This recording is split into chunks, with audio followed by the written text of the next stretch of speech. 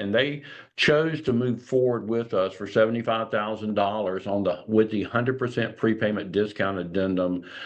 David mentioned this the other day, but they accepted the offer. They took the 75, and that was on December the 23rd.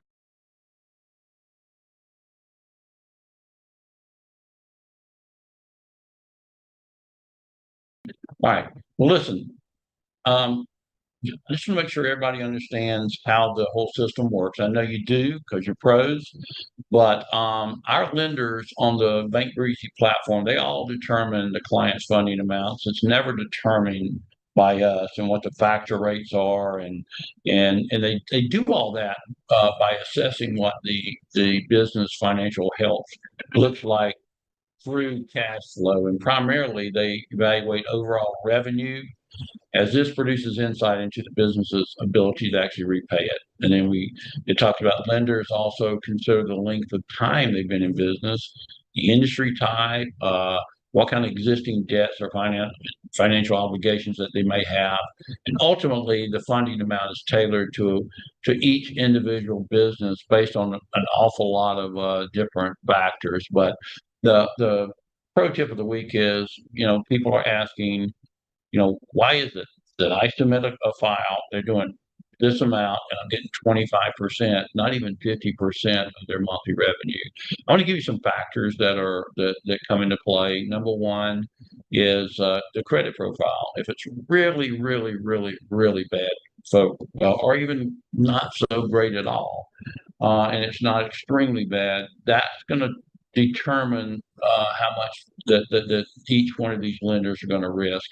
Of course, the industry type makes a difference, whether it's trucking, real estate, or a healthcare facility. The number of positions is a big one, and we're going to talk about that in a few minutes. The number of deposits. We have one today. I'll tell you a little bit about on their deposits, and then of course what their daily balances are. When it comes to FICO score, if it's below 600, it becomes a higher risk funding for almost every lender out there. So they're going to take that in consideration when they're looking at the file to see whether or not it's going to be 100%. And here are some of the high risk industries that are out there, like transportation and trucking is probably number one. Real estate, seasonal tax preparation, where they don't do any other type of accounting, they just do it during that year, that season. Consulting, when we don't really know what the consultants are doing, we have to get more information before we submit it to be able to get a better look. But if they're doing 50,000 or higher, that's okay. Anything in energy and solar, because these solar companies pop up and go out of business very, very quickly.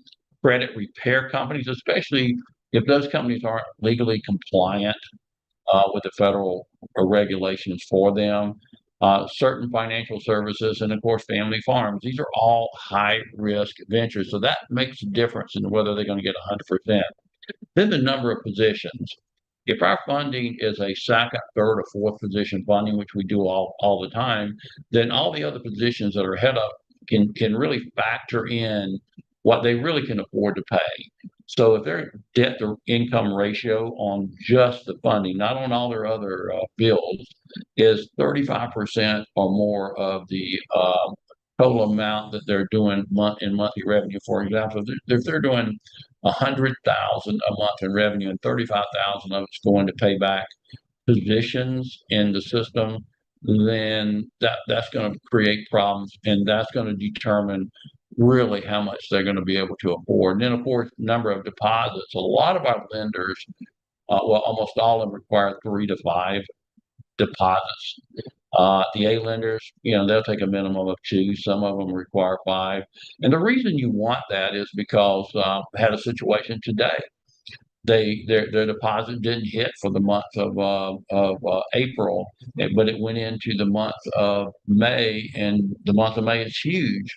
But because it didn't hit in the month of April, they really could not. They only had like 11,000 in revenue, and they already have other positions, so they really for that month couldn't afford it. Fortunately, they have such high balances on a daily basis. It was able to cover all that, and it's not an issue. But daily balances is a big deal. A lenders like to have 1,000 in daily balances, but I want you to look at this. These are the May bank statement of a business that they were wanting to get. Let me make sure there's nothing to identify this business, and there isn't. They wanted to get in a funding of $50,000. Well, you're looking at their May bank statement summary.